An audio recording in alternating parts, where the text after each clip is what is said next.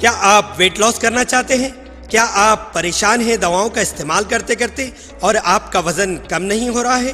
तो आप मुलाकात करें डॉक्टर फातिमा शिराजी से और 15 दिन में 5 किलो तक अपना वजन घटाइए।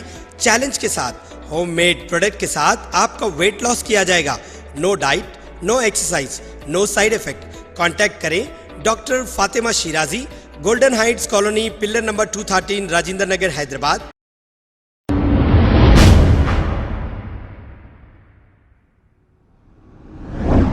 अस्सलाम वालेकुम नाजरीन, मैं हूं मोहम्मद अब्दुल हकीम। आइए देखते हैं आज का ये खबरनामा। गुजरात के रहने वाले एक शख्स जिसका नाम अल्ताफ मेमन है, अख्तरुल ईमान से फ़ोन पर बात करके ये दरियाफ्त करने की कोशिश की कि एक नौजवान अबरारुल हक जो सीमाचल कॉन्स्टिट्यूंसी बिहार के रहने वाले हैं, इन पर जुल्म हो रहा है, इनकी ज़मीन को छीना जा रहा है कह रहे थे, और इनकी ज़मीन पर शमशाद आलम इनको बनाने नहीं दे रहे हैं ये कहा था। इस पर अल्ताफ मेमन ने अख्तरुल ईमान से कॉल करके ये सारी तफसीलात बताई और पूछा कि आपके भांजे ने ऐसा क्यों किया। तो अख्तरुल ईमान ने ये कहा, मेरा कोई भांजा नहीं है, बिहार तो बहुत दूर है, हकीकत क्या है ये अल्लाह जानता है। ये जो नौजवान अबरारुल हक ने जो कहा, हालांकि अबरारुल हक भी हाफिज कुरान है और इस रिकॉर्डिंग में अख्तरुल ईमान साहब इसे जो भी कह रहे हैं जज्बाती कह रहे हैं। आइए ये सुनते हैं कॉल रिकॉर्डिंग में क्या है। अस्सलाम वालेकुम। वालेकुम अस्सलाम व रहमतुल्लाह। आप एमआईएम के बिहार से अख्तरुल इमाम साहब बोलते हैं ना? आप अपना तारुफ कराइए, आप कौन सा बोल रहे हैं? मैं गुजरात से अल्ताफ मेमन बात कर रहा हूँ। हाँ जनाब अली, मैं अख्तरुल ईमान बोल रहा हूँ। तो ये अपने ये जो बिहार के अबरार हक जो हैदराबाद की मजलिस में पहुँचे दारुल सलाम में, एक बिहार में जो ज़मीन के सिलसिले में, तो क्या मसला है सर? अब उनको मकामी मसला है, उनके बिरादरी का मसला है। देखिए है ना? एक बात कहूँ हजरात, जरूर कहिए। ये जो एमआईएम पार्टी जो असदुद्दीन ओवैसी हैदराबाद वाले ने जो बनाई है, तो मुसलमानों की खिदमत के लिए, मुसलमानों की तकलीफ दूर करने के लिए न, उनका मुसलमानों का हक दिलाने के लिए। क्या यकीनन यकीनन अब हमारे गुजरात में भी आई हुई है।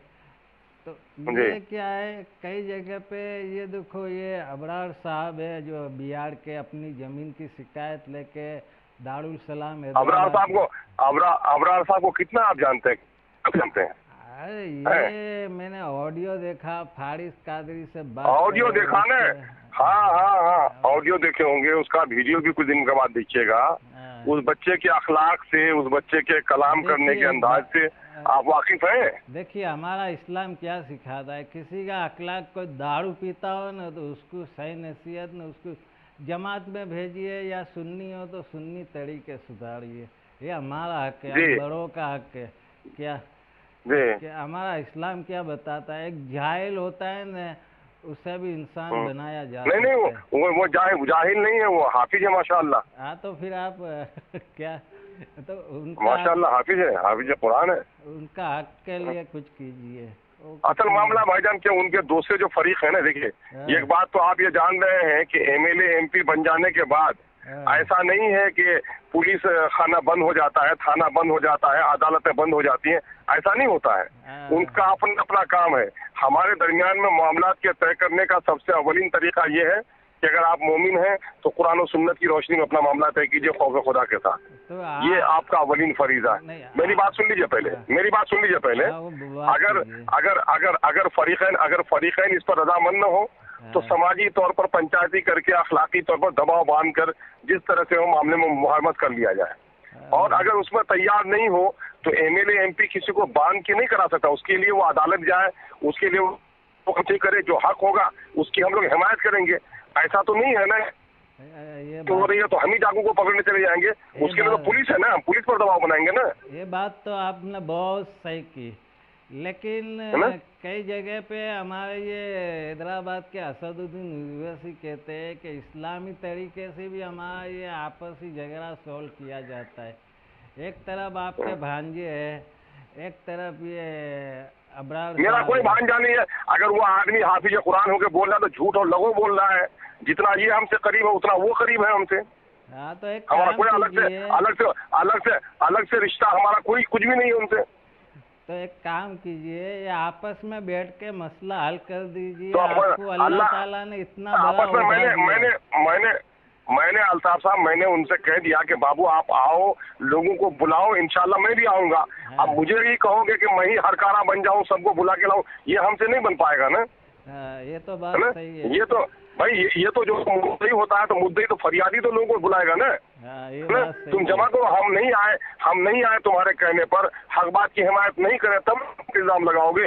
ये बच्चा इतना जज्बाती है, क्या क्या बोल जाता है ना। वो न किसी के फर्क मरातब का ख्याल रखता है एक काम ना, कीजिए। न मौके महल का ख्याल रखता है। एक काम नहीं, कीजिए। कुछ चीजें इंसान की खुद करदा भी होती हैं। हाँ, अदालत में मुद्दई और मुद्दाले के बयान और उसके जरह इसलिए किया जाता है ताकि उसकी अखलाकियात और उसकी नफ्सियात का, है ना, अंदाजा भी लग सके, ये है ना। बराबर है। तो है ना, तो ये है, वो बुलाए, उनको कह दीजिए कि तुम जाओ बुलाओ, इंशाल्लाह। अगर वो नहीं आएगा तो हमको कहना, आप फोन कीजिएगा हमको, इंशाल्लाह देखेगा। तो एक काम कीजिए उनको आदि भाई मेरा अरे भाई हमारा अपना रिकॉर्ड है कि हम लोग समाजी पंचायती को हमेशा तरजीह देते रहे हैं। मैंने मुकदमात के हजारों मामले वापस करवा के तय कराए हैं लोगों के। अल्हम्दुलिल्लाह हम शराब की, जुए की, सूद की पंचायती नहीं करते, है ना। तो हम लोग तो कोशिश करते हैं भाई के अपने अखलाकियात को सामने में रखकर मामले को हल करें। ये बच्चा इतना जज्बाती हो जाता है, हम लोगों के खिलाफ भी कुछ बोल जाता है। इतनी लंबी बेचारा वो कभी हमारे सदर पर इल्जाम लगाता है, कभी हम पर इल्जाम लगाता है। क्या करें हम? हेलो जनाब, मैं समझ गया आपकी हाँ सारी होगा, अगर बातें वो आपके पास है, अगर आपके लाइन में है तो मेरी सारी बातें उनको सुनाइए, है ना। कि वो बच्चा इतना जज्बाती हो जाता है कि नहीं है। मेरी बात सुनो, मेरे पास कोई नहीं है। मैंने फारिस कादरी तो ये नॉट आउट है इसकी जबान के लिए। अगर किसी का भला चाहते हो, किसी से बात करना चाहते हो तो पहले तेजीम रखो। क्या ये गाली खलोस ये वो फारिस कादरी, मैं इस तरह नहीं हूँ।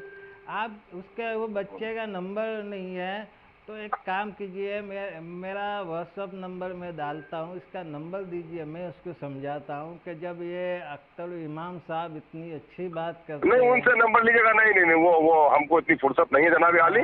उसको कह दीजिए, अगर व्हाट्सएप से आप अपना मैसेज छोड़ दीजिए उसको, तो मैं छोड़ देता हूँ। लेकिन कि भाई तुम जाके पंचायती बोला, वो नहीं जाएंगे तो हमसे अर्ज करना, है ना। ठीक, आप इसका सोल्व कीजिए। आप कौम के बड़े अल्लाह ताला ने बनाया है, तो एक काम नहीं, कीजिए। ठीक, चलो रखता हूँ, अल्लाह हाफिज। ठीक। हेलो, अस्सलाम वालेकुम अस्सलाम व रहमतुल्लाह। हाँ, अख्तर इमाम साहब, कैसी तबीयत है? कौन है आप? मैं अल्ताफ मेमन, सुबह बात की थी ना। तो हाँ, मैं फरमाइए। बात में सुन के एक डिसीजन पे आया हूँ। देखो, बच्चा है, आलिम है, उसका क्या आलिम नहीं है, हाफिज है। हाफिज का हक मार के क्या फायदा उसको।